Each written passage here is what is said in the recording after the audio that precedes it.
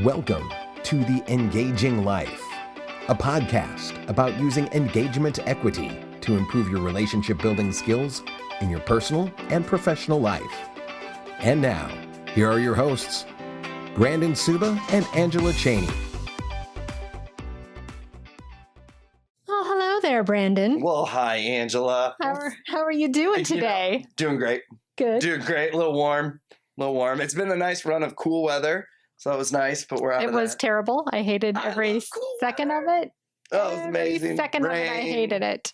Hated it. Sweating every day. It was neat. I enjoy the sweating. So, unfortunately, summer's coming to an end. So, It is. Back to school. happy days are gone. Happy Basically. days. No, they're Happy not. days are gone. I'm a winter Never- guy, though. You know never I'm a come winter again. guy. We're very Yeah, opposite. we're very when it opposite. comes to what we enjoy as far as the seasons go. Yes, and that's okay. That is okay. That's why we get along so well. It Because is. you're a summer lady and I'm a winter guy. Yeah, we do well. So the topic today is something we don't talk about a lot Mm-hmm. when it comes to engagement equity and giving value, but it's kind of the crux of the whole thing. I remember when I was first really learning this, I think I even asked you, I'm like, so when do you not make deposits? And you go, keep reading, Brandon. Yes. And I did. And so we're going to talk about the ask. Mm. And we're going to have to really enunciate throughout this entire episode, because if you don't enunciate the ask, It sounds like the ass. you know what happens. So the ask is basically that 20% of what you're doing when you're not giving value 80% of the time. Did that make sense? Yeah, the 80-20. Yeah, Yeah, punch, yeah. punch, punch. So- yeah, it's the jab. 20% is your jab or your right hook.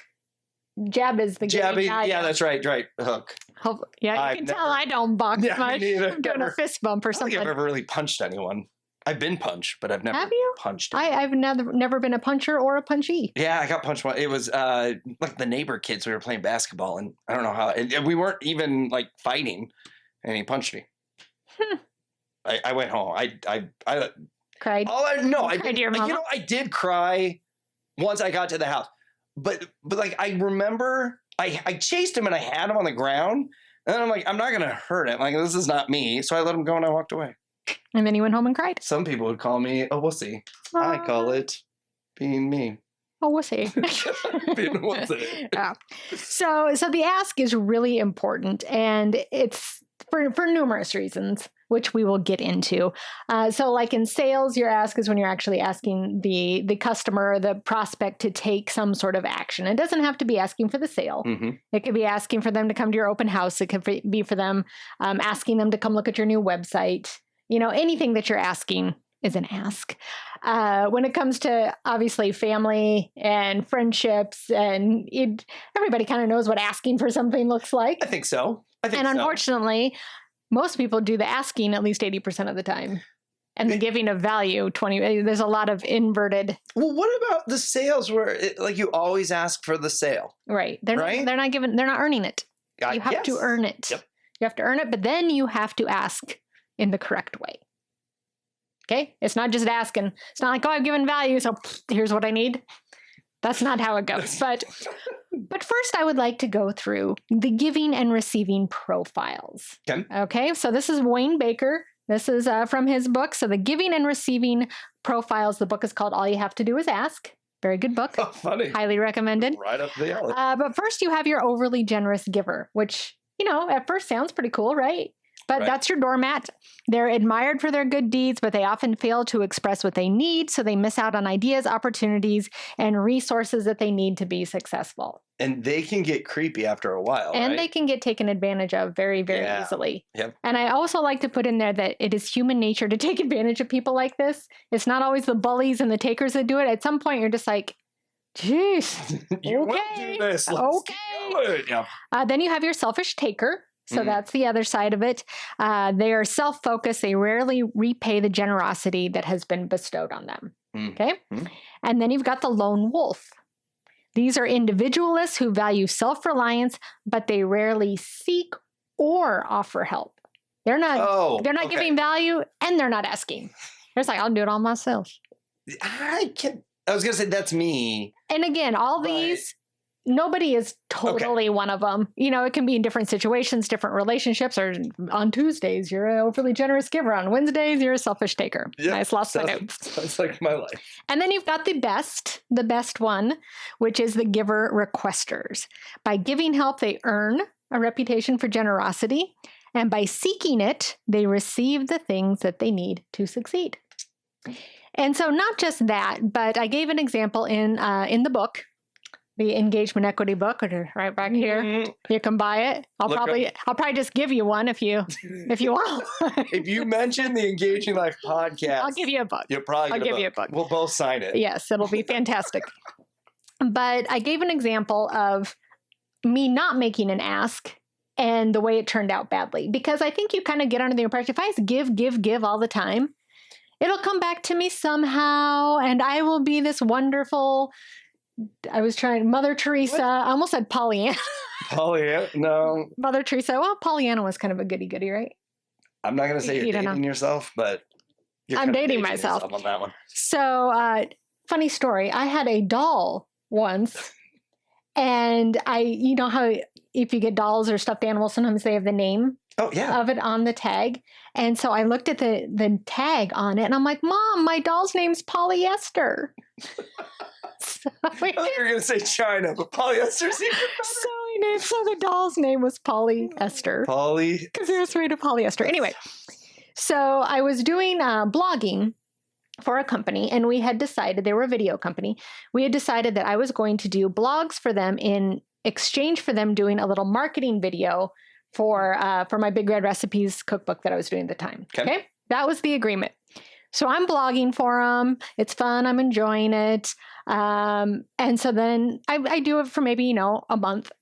And so they reach out to me. When would you like to do your video? And I'm like, well, I'm not quite ready yet. I've got this going on. I didn't really know what I wanted for the video. Right. And they're like, okay, well, we have more blogs for you to do, but we're feeling kind of lopsided here. And I'm like, no, don't worry about it. Don't worry about it. So I kept doing their blogs. And so, and their asks got more, their touches got more and more persistent. They're just like, no, seriously, we want to do your video. Yeah. And it got to the point where I never had them do the video, but I started doing their blogging because then the Big Red Recipes thing kind of went away. I got into something else. But they were getting nervous because I was giving too much value for nothing. So not only was it kind of cheapening my services because they're like, well, if she just gives this away, what else can we get? Is it really worth anything? Oh, right. And then also they're like, what if she thinks that we're not going to do this for her? What if she's talking bad about us because we're not fulfilling our, it got very, I wouldn't say it ruined the relationship, but it definitely strained it. Right. And that was me giving and never taking. Even though there was, the ask was already established because we had established the give and take, what it would be. I just never took advantage of it.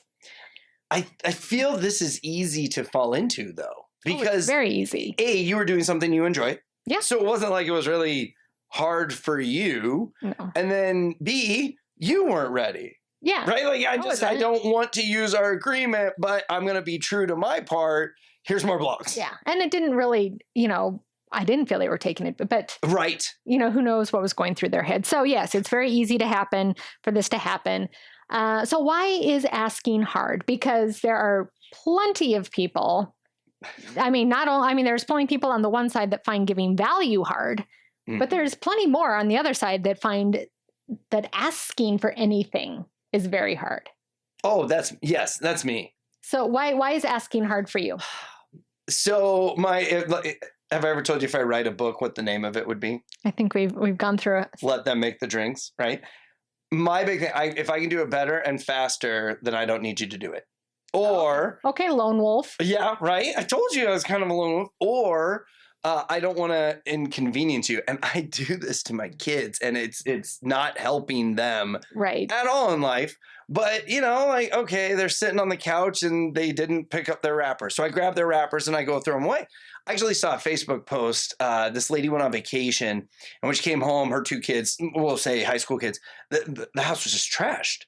And she was livid and like ready to kill him. And then she realized, oh yeah, because I was clean up after him. Yeah. So for me, the challenge for me asking is because I can just do it myself. Okay. That's definitely a reason. Another reason would be they don't know what to ask for. I'll see. I know what to ask for. Oh, no, I guess I don't. I guess I don't. Yeah. In every situation, you might not know what to ask for, Right. how big your ask should be, how urgent your ask should be, what you've earned. Those are all reasons. Some people are just they think there's going to be a confrontation. They think somebody's going to say no or get angry. Mm-hmm. And I certainly don't like a confrontation. Yeah, I had to get over that in sales because I got to the point that I actually wanted a no versus a maybe. Mm-hmm. And so that's when I was finally okay to ask for the sale. Because I honestly, I took the true approach of legitimately, I do want to know. Like, and if it's a no, just tell me that and I'll leave you alone. And some people, and I have this in a similar fear. If you don't ever ask, you can tell yourself that the answer would always be yes. Oh. You never have to be confronted with rejection. That's right. So I had this in my dating life prior to, I still kind of do it with my husband.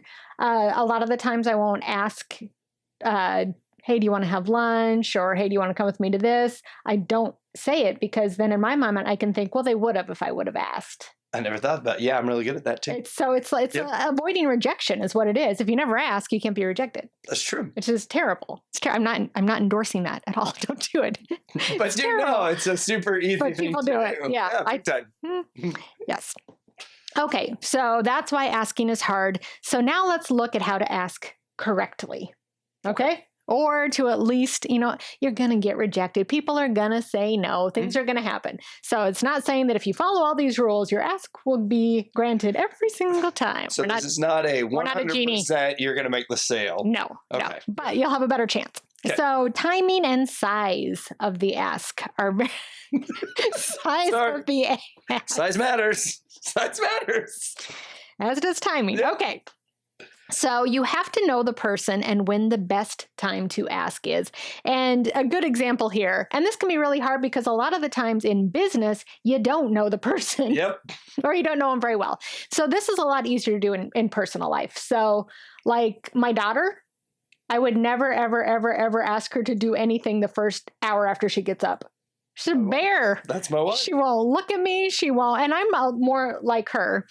Now, my husband, I would never, ever, ever ask him to do anything between 5 and 6 because that's when he is powering down and transitioning to home life and playing his video games and doesn't want to interact. Right. Yeah. And that's fine. We figured that out. So I would never ask him. And I would also never ask him to do something or to answer a question. I would never pose any ask to him when he's deep into another project.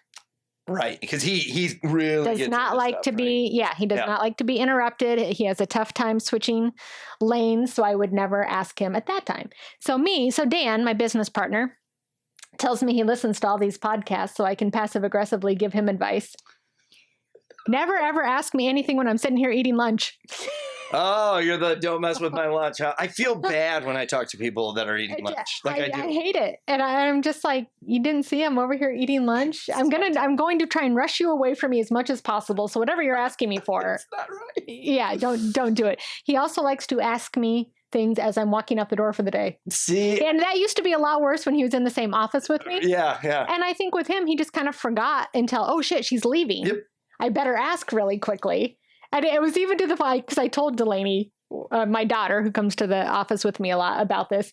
And he did it as we were walking out one day. She's like, Mom, sure enough, just as you were leaving. I'm like, yeah. And so those are terrible times to ask me for things. But once you get to know somebody, you can know those things. Mm-hmm. But that is not always possible. Right. But I mean, you can do some generalizations, say you're talking to a caterer. Well, you would never call them over the lunch hour, or you would, See? So kind of industry specific, or, if there was just a huge storm, you wouldn't go call all your roofers and try and get them to do something for you because that'd be a terrible time to do it. And I'm an idiot, so I would. Just like. Well, don't. Okay, cool. I'll fix that. So you can do some generalizations, but if you know the person, if you've done business with them before, if they're a personal friend, you can usually find some of these things out. Mm-hmm. When is a prime time to ask them when they'll have time to consider my request? They're in a good mood. You don't always know, but you can at least try. So your ask This is size. We're going to size of the ask. Ooh, size of the ask. The size has to match what you've earned. Mm-hmm. And so an example of doing this incorrectly would be, I made my husband breakfast and then I asked him to remodel the deck. Something like that, where you've given very little value and then you make an enormous ask. And now with a relationship, it's different because it's not all give, ask, give. It doesn't balance out like that. But it, like say with social media. Oh, okay, I made a nice joke and I gave a helpful article and then I asked someone to buy my $7,000 program. Yikes. So that would be a mismatched ask. Mm-hmm. So you do have to remember you're giving that 80-20, but sometimes that 20% can be enormous depending on what type of business you're in. If you're asking for a new roof, if you're asking for somebody to buy a house with you, you have to earn a lot of equity before you can make an ask like that. Right. And that's going to lead to my next thing, which I believe we've talked about this, and I'll probably give the exact same example because it's a very powerful one. The stair step principle. So that means making a little ask first, and then building on top of that a little bit bigger ask, and then a little bit bigger one. Getting a bigger ask kind of happens when you eat too much. That ask is getting big. Yes, build on it. So you make little asks before you get to the big one, because a very large ask can be extremely off-putting. Whether you've earned it or not, it can be extremely off-putting. But a good sales technique is you get them to start agreeing to things, even if they're free things. Hey, sign up for this and get our free white paper. No money's been exchanged. You've not tried to sell them anything, but they've had to agree to something. You've asked, they've said yes. And so then the next can be trying to sell them something little. Okay, now that you've done this, give a little bit more value. And then here's a $99 starter course. So that's a little bit bigger ask. And then they've done that. You've given them more value after that. Okay, how about our $329 mid-level package? So a stair-step principle. And I'll tell my story really quick because I know I think I did a couple episodes ago, but I was working with this company or was starting to interact with this brand, and they were like a woman's hormone balancing, through natural. I'm a total hippie, so it was through food and not that, but crystals. No, it wasn't crystals, but it was supplements. Sure. And so I started to interact with the brand, signed up for their free. It was like a 3-week food plan or something. Okay. And they'd been giving me a lot of value. Signed up for the 3-week food plan. Next thing, they asked me to sign up for $2,500 coaching. That was their next ask. Jeez. After a free menu. Yeah. The next ask was almost $3,000, and I completely stopped interacting with them. Yep. And if they would have done like I, gave the example before, oh, here's a $39 cookbook. Oh, here's that didn't even make sense because it was a food plan, and now we're talking coaching. Right. Yeah. It was just a huge discrepancy. But if they would have led me on the path, it's possible I would have done that $2,500 coaching a year down the line because they would have earned that size of an ask. But they didn't, and so they lost me completely. So stair-step principle, don't just make a humongous ask out of the gates, build up to it. And we talk about that in networking too, where people even get mad that people aren't using their services. And it's like, okay, well, first off, what have you done, right? We always look at ourselves, what have you done? But then as you have said, if you are asking for me to bring all my assets over to you and everything, that's going to be a little bit. Right. Don't be mad that I just got my carpets cleaned by the guy that charged me $300 to do it. Yeah. Yep, absolutely. So the next thing you have to do is make sure your ask is strategic. Okay, so you can't just come out and be like, will you do this? So a strategic goal is a SMART goal. Oh. SMART, SMART. Nobody knows how to spell SMART. You can just go away. But well, I gotta leave. Did you put an E on it? SMART-A? No. A little. No.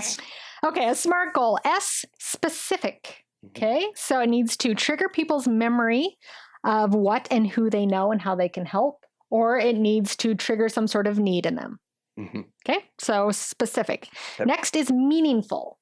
It needs to convey why the request is important to you and motivate others to respond. So don't just come out and be like, hey, can you buy this from me? there's got to be something that is meaningful of why you're asking and meaningful to the person that you're asking. Right. Okay. A is action oriented, a call to action to achieve your goals. So this means you're telling them exactly what you want them to do. So an example of doing this poorly would be doing like an ad campaign and never having a CTA on it. So people see it, they're like, oh, they look like they're fun to work with, but I don't even know what they want me to do. Can't get to it, right? Yeah. Yep. And so action-oriented would be click here for a consultation, or click here for a free white paper, or call this number tell them exactly what you want them to do, because people don't want to think. They want to be like, hey, they've given me a lot of value. I'd like to take an action, but tell me what it is. Yeah. And if they have to think of it on their own, they probably aren't going to do it. So action-oriented. The R is realistic. So your request must be strategically sound and feasible. So yeah, don't ask somebody something that they cannot do. Yeah. Like, or that it would be very, very, very, very difficult for them to do. So you wouldn't ask, that would be like you coming to me and asking for me to switch all of my finances over to your guy when I'm married to a financial planner, which actually happens to me quite frequently. That's funny. Even when I tell the people I am married to a financial planner. Well, do you still want to sit down and have a meeting? I can go over your, No. I'm married to a financial planner. Yep. I don't know what else to say. So stop asking me something I can never, ever give you. It's not realistic. It's not realistic. And then the last one is time bound. So every request should have a due date. So if you say, hey, can you go look at my website? Well, they could technically go look at your website next year and would be fulfilling your request. That's right. So the way to do that would be, hey, I'm really trying to get some eyes on my website and get some feedback in the next week. Do you think you could take a look at it and tell me what you think? I like that. Because if people can procrastinate, they usually will. Yep. I did that with my follow-up. Once I got better at sales, is I would say, great, I understand you're not ready today. What's a day that I can call you where I won't be bugging you? Yeah. And then I'd always present it that way, because then when I did bug them, they gave me the time that they said I'm not. And then they would have to apologize if, hey, I know I told you this was a good time, but now my kid's in the bath or whatever. Yeah, but I'm in sales, so don't need to apologize. I'll call you tomorrow. I'll call you again.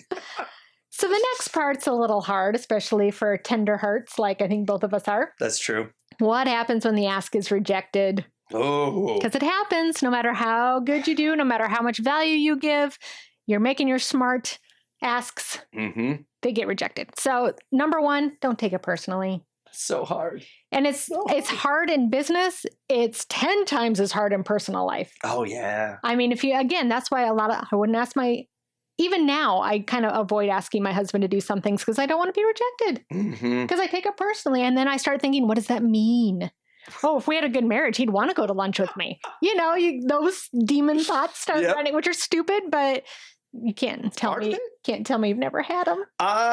Or who's more important than me to have lunch with. Or see, I answer it before I ask. Does that make sense? Like, I already know that I can't. Like, I have a golf event coming up, and there's a doctor's appointment that I need to go with Liz. So at first, I'm like, oh yeah, there's just no way.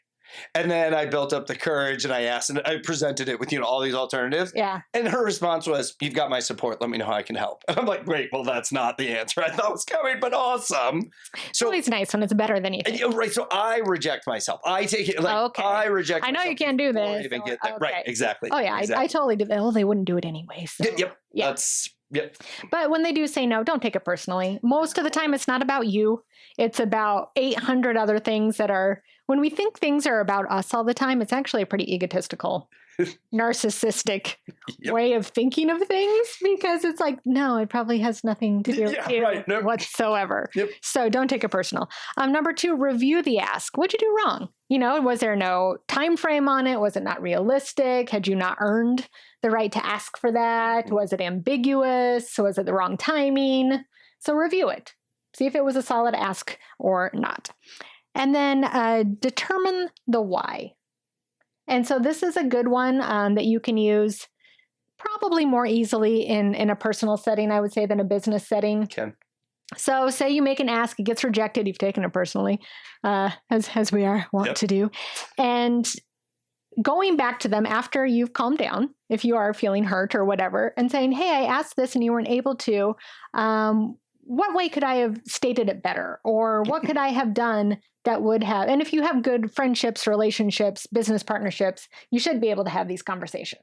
But all I can think of is like a spousal fights, right?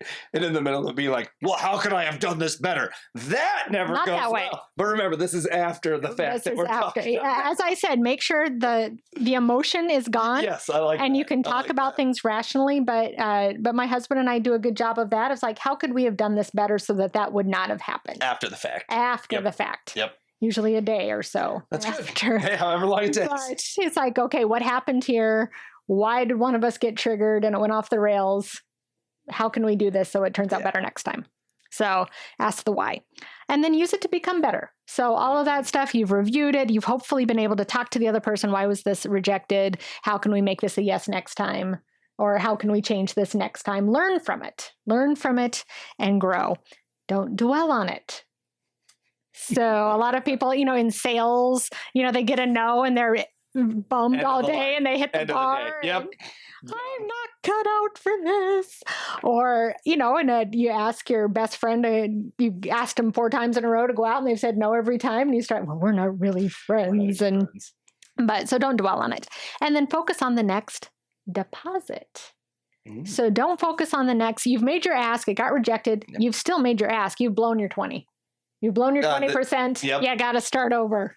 So even if the ask was rejected, it still counts as an ask. So sure. Go back to building the equity. Is that the end of the list? I don't want to. Know when to follow up and ask again is the last one. So that was, I agree personally, this fit a little better, but in business, I think the use it to become better and ask what I could have done differently. Especially if it's business to business, if you kind of hit it off with a consumer, then you could probably do this, but business to business, if you're going for some big dogs, probably most of them would be more than happy to give you that feedback because if anything, you're making a deposit by doing that. I know it's kind of an ask, but you're building credibility with them because you're the one salesperson that finally said, what did I miss here? Right. Now, I think the arrogant salesperson tries to turn around and do it again instantly, which shouldn't. Right. But if you can use that towards the next one, that's where I feel successful salespeople do well because they take the feedback, they adjust what they're doing. They follow what you just went through to go to the next sale then. And maybe only 1 out of 10 are actually going to explain what you did, but that one's going to be very valuable. It will be. Very as valuable. long as you use it. Yeah. Don't. You know what I do? He's wrong. I know what he said, but I'm good at that. And you also have to be able to, because they might be wrong. Or, maybe 10% of what they say is wrong, 90% is useful. Take what you can out of it that you can use to get better. Good. Okay, so top tips on making the ask. Buzz through these quick. Number 1, don't apologize for asking. We all know those people. I'm sorry, but do you have just 5 minutes? I'm sorry, but can you please go look at my website? Hey, I don't mean to bug you. I know you're super busy. I'm sorry. Don't apologize. Right then, you're putting yourself at that you shouldn't be asking, is what you're basically saying. Then you're setting yourself up for a no. Yeah. You're saying, I know I haven't earned this, but I'm going to do it anyway. Yeah. Don't apologize. Be explicit. I don't mean explicit, but specific. Be specific. Ask for what you want. Don't pussyfoot around it. Don't passive aggressively. Come out and be like, this is what I'm asking for. Yes. Because people can't fulfill it if they don't know what it is. So be specific, which is a better word than explicit. I don't know why I have explicit. Don't ask for explicit things. Never earn them. Don't ask large groups.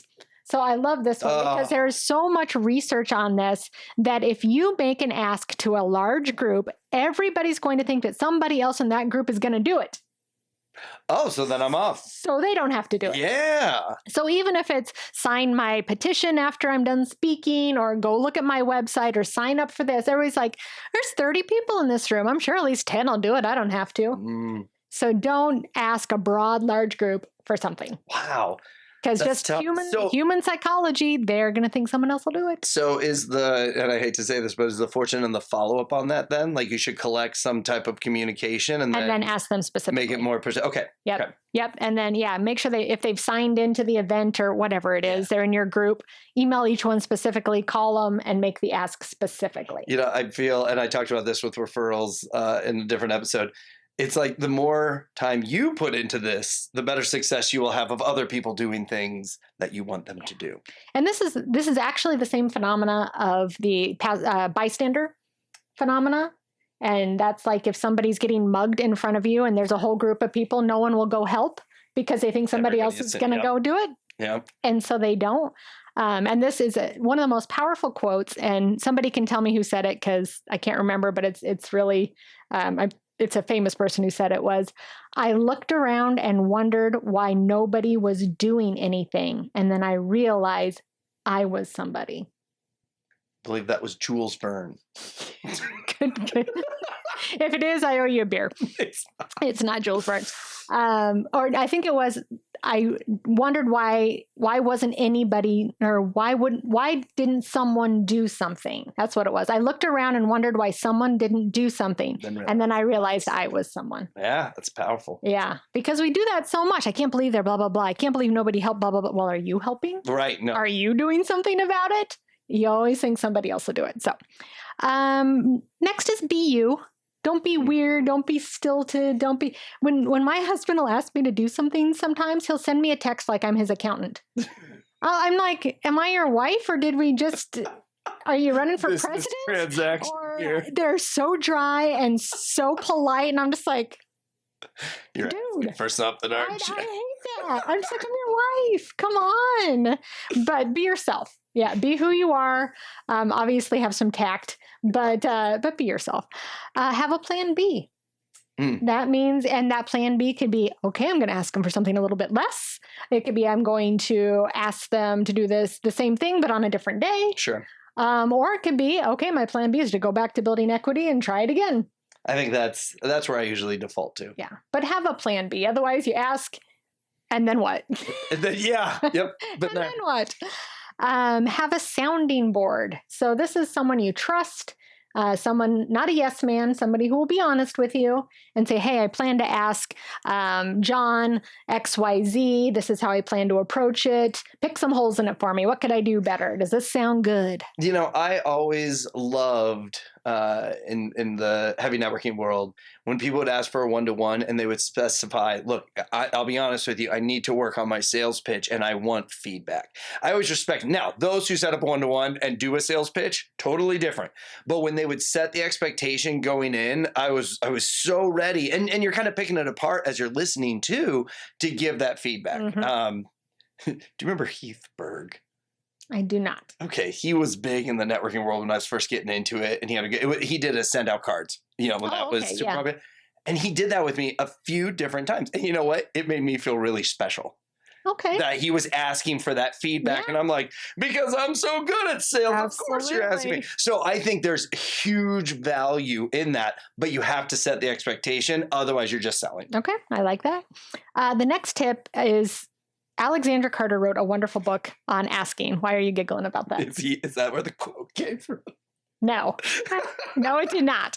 But everybody should read this book. Alexandra Carter, look her up. But she has Ask for More is the name of the book. That might help.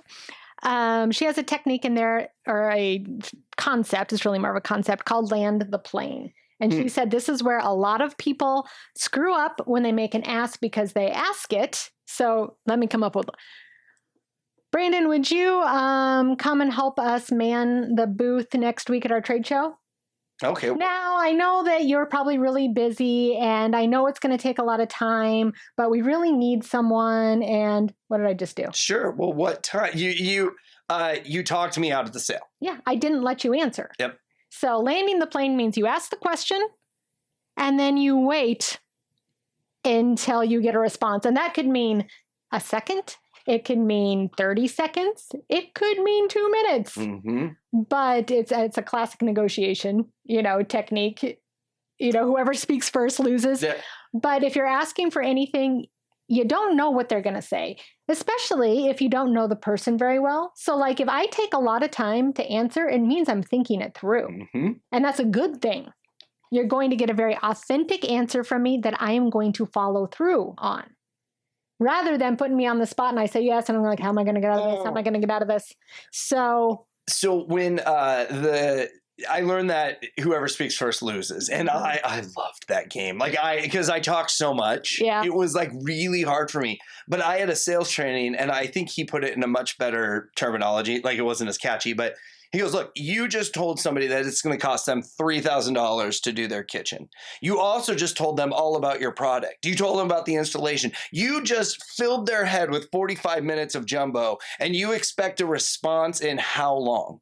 He goes, when you put that price down, all of that is now flipping through their head. They're going through every tiny little bit of piece. And when you start talking, they've stopped processing it then. And that is why you lose the sale. Yep, absolutely. So land the plane. The next, make it in their best interest. So that exact same ask that I made of you, how could I have done that better? Giving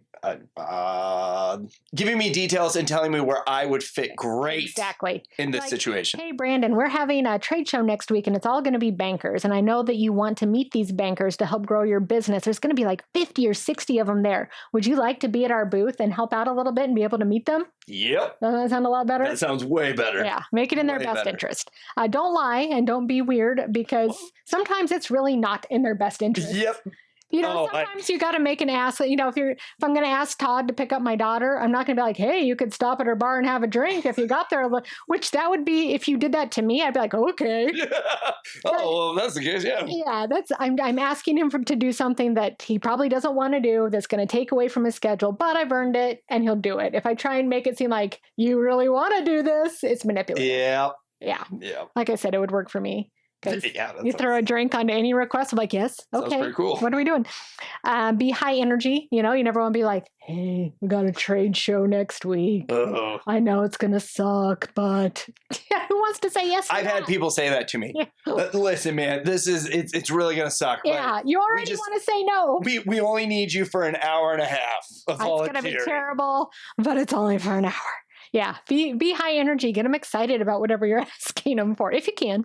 You know, again, Todd, guess what? You get to go pick up my daughter. I mean, there are some times that doesn't work. Just not. But if you can, and then the last one is don't let this be the end of the relationship.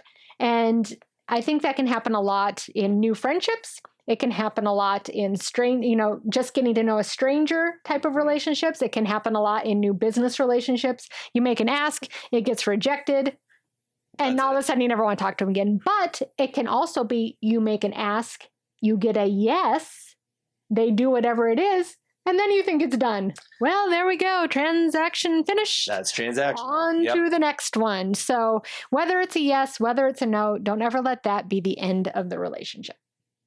Good. Yeah. Okay. So that's about all I had for making the ask. I don't believe I flubbed up too many times with that word. Didn't miss it once.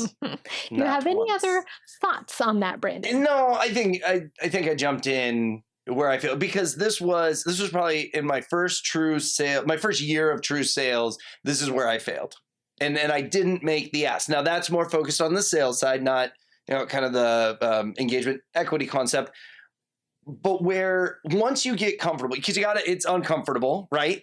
But once you get comfortable with the ask and get comfortable with the rejection, because if you're asking for anything, you have the possibility to get rejected. That is when your mind will shift, and it's not a fear anymore. I think it's more curiosity. And for me in sales, that's what I'm more curious. Did I make this sale? Yeah, that's curiosity is the best default to go to to avoid feeling rejected, to avoid taking things personally. Right. Just be curious. Yeah. And so that's really what has helped me in my sales and in personal life too, because I feel I am better at asking, although I can get way better, I know. So that's my big thing, is when you do that mind shift of curiosity, like how'd you do versus is it a yes or a no? That's when it gets a little easier. Wonderful. Well, thank you, everyone. I hope you learned a little bit about the ask today. And Brandon and I look forward to talking to you next time.